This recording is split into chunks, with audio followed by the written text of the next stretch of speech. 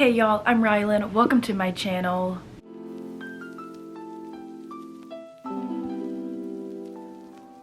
I'm here today with my very first book review for 2025. This is kind of an exciting one because if all goes to plan, then this video should be going up on this book's release date. But I'll be reviewing, as you probably saw from the thumbnail and or title, Beautiful Ugly by Alice Feeney. This is a thriller that is releasing on January 14th, 2025. I was able to get an early copy of it from Book of the Month, and my goal in doing so was to be able to read it and review it before or on its release date. So very excited to have been able to accomplish that goal first and foremost, but also I am really excited to talk about this book with y'all for a couple of minutes because I finished it 2 days ago at this point and am obsessed. I will not give y'all my official star rating until after I give my synopsis and content warnings, but as somebody who has read almost all of Alice Feeney's books, this one was definitely a very fun time. But before I go ahead and share my thoughts on this book, this will be a spoiler-free book review as well, in case you have not read the book but are very interested in picking it up. Let's go ahead and talk about the synopsis and the content warnings. Normally, I try to write down a lot of my book review information. That way I don't ramble too long, and also so it stays fresh in my mind in case it's been a while since I've read the book. But I just finished this book, so we're gonna try to wing the synopsis and see what happens. But I'm not always very good at giving them, so we're gonna try it out. But this is a book about Grady, who is an author, and on the night that he finds out that his most recent book becomes a New York Times bestseller, his wife goes missing. Her car is found on the side of the road, not too far from their home, but she is gone, her car is still running, there are things in their car, her purse is still in it, but there's no sign of his wife. 1 year later, there's still been no sign of Abby or a body, if she was killed somehow, and Grady is still a mess. He has not been able to write anything since his wife's disappearance and doesn't quite know what to do with himself because he's just been so steeped in his grief and a lack of sleep and turning to alcohol a lot to kind of deal with that. His publisher, I think it's his publisher or his agent, offers him this trip to this very remote island called the Isle of Amberley, where she says that he has 3 months to live here because he doesn't have any sort of income right now. 3 months to live here for free, and if he can write his next book, then hopefully he can get back on his feet. But she thinks that he needs more time and distance to be able to write.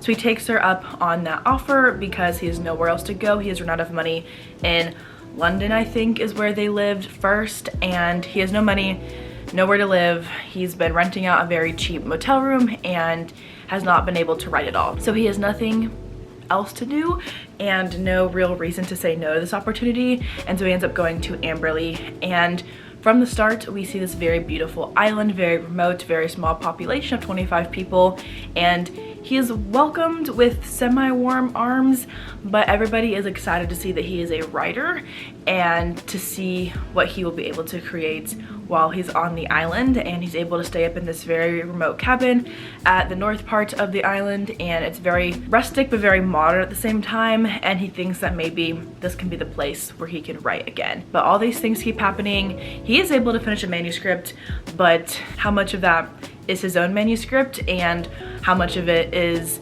something that he's found in the cabin from a previous writer who stayed there. And we don't know why the townspeople act kind of weird around him and why they sometimes say things and then make it seem like they didn't just say that because they know that he's kind of mentally struggling and they're tricking him into these things, and things are not quite what they seem. And Grady begins to see that the people on this island may not be as kind or as welcoming as he kind of tried to think that they were originally, because something is not right, and he keeps thinking that he sees his wife on the island and that should be impossible is what he thinks. I personally don't read the synopses of books before I go into them, so I didn't know any of that before jumping into Beautiful Ugly, but I do try to keep my synopses vague enough that you can know what the book is about without being spoiled for anything. But you can also kind of get some hints about what to expect when it comes to picking up this one. So after the synopsis, I do like to share content warnings for the books that I'm reviewing.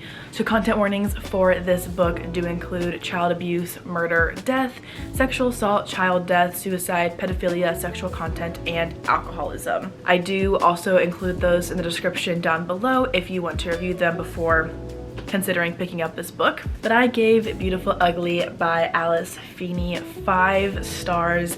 This is officially my favorite book by the author.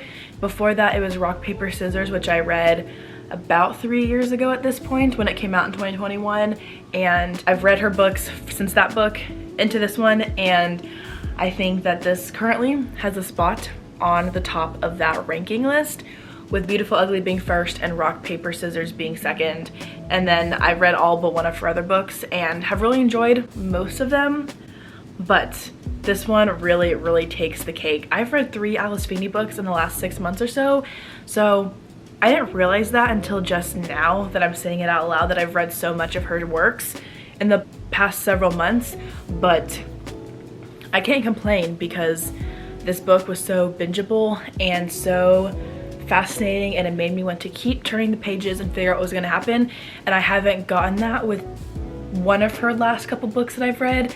So it's very fun to be able to pick this one up, not know what to expect, and end up having an amazing time with it. In terms of the plot of this book, I thought that it was very fast paced, and I do think that a lot of times that feeling comes from the fact that this author especially utilizes short chapters to keep readers wanting to flip pages and wanting them to know more. So many chapters end in a kind of cliffhanger or a full-blown cliffhanger, and it makes you want to keep reading. So because of that aspect of this, I very much was able to fly through the pages, and I didn't want to put it down because every time I ended a chapter, I wanted to know why that chapter ended the way that it did. I also am such a big fan of books that have isolated settings, and I felt like the isolated setting in this book really did a huge favor to the creepy aspect of the people on the island and the things going on in the woods and the unreliability of the characters. And I thought that it made the entire atmosphere of the book a lot eerier, because while Grady is struggling with his own thoughts and what he thinks that he's seeing on this island, I'm also unable to figure out what's really going on because we are so isolated from the rest of the world. There are no cell phones, there's no radio that's working, and we're very much trapped on this island with Grady. His only real form of communication comes from letters to his agent, and even then those are very rare, and we don't see that a lot. So we're isolated at the same time that Grady is isolated, and I also felt like that added so much to the atmosphere of the book, and not knowing the truth around all these people on this island and what they want from Grady. I also feel like I'm someone nowadays who's very much able to guess plot twists a lot of times. That's an unfortunate thing that I'm able to do. I think I just read so many thrillers that sometimes it's just very easy for me to have a thought in my head, and then that thought ends up coming partly or fully true, and it can kind of make thrillers not so thrilling for me anymore. But the plot twists in this book were set up in the best way. There are 2 timelines that we follow in this plot. We follow Grady in the present timeline and Abby in the past timeline before her disappearance. And the plot twists that were woven between these 2 timelines were crazy and things that I was so not expecting. Maybe I just wasn't paying enough attention to some discrepancies going on, but I was so surprised by what ended up happening in the book, and I feel like that's so rare for me nowadays with thrillers. So when that does happen, I absolutely eat it up, and I really fall in love with the plots and how the author is able to drag you along and then shock you and just see that it works. And I really enjoyed that in this one. I didn't know what to expect with plot twists. I had no guesses in my head when I was reading this one, and I ended up really liking that. Moving on into the characters very quickly.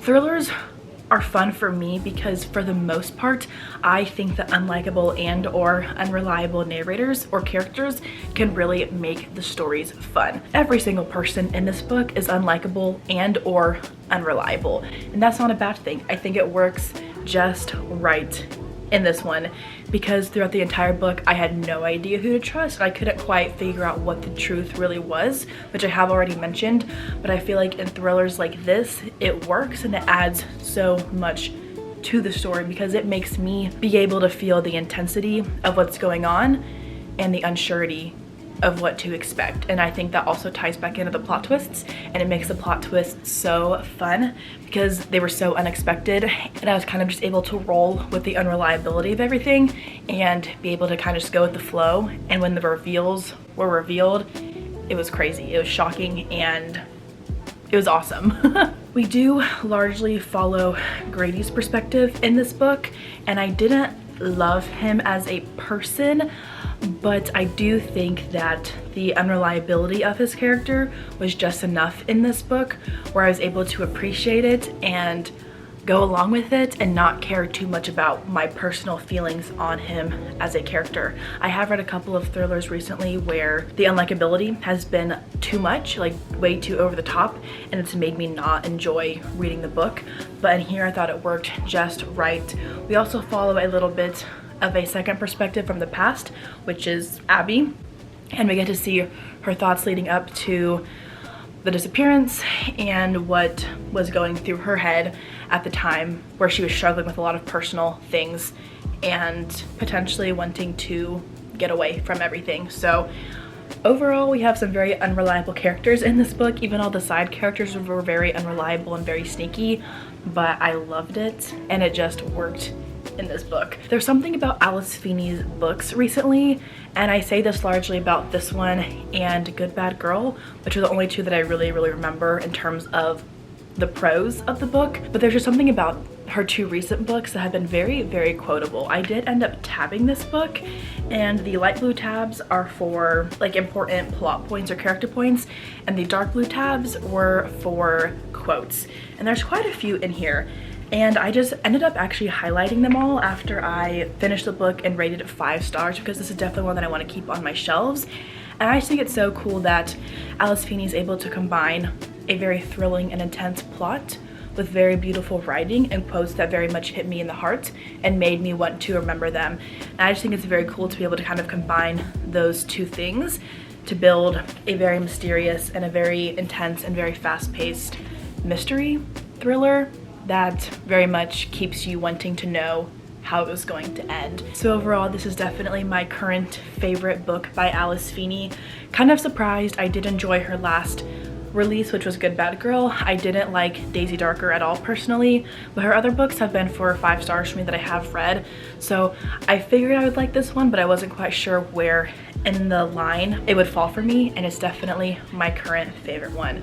So on its release date, I wanted to hype it up a little bit. If y'all are interested in reading it, would definitely recommend checking it out.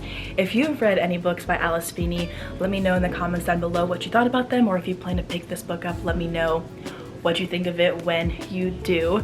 But that's all that I have for today's video. Thank you all so much for watching, and I will see you all in the next one.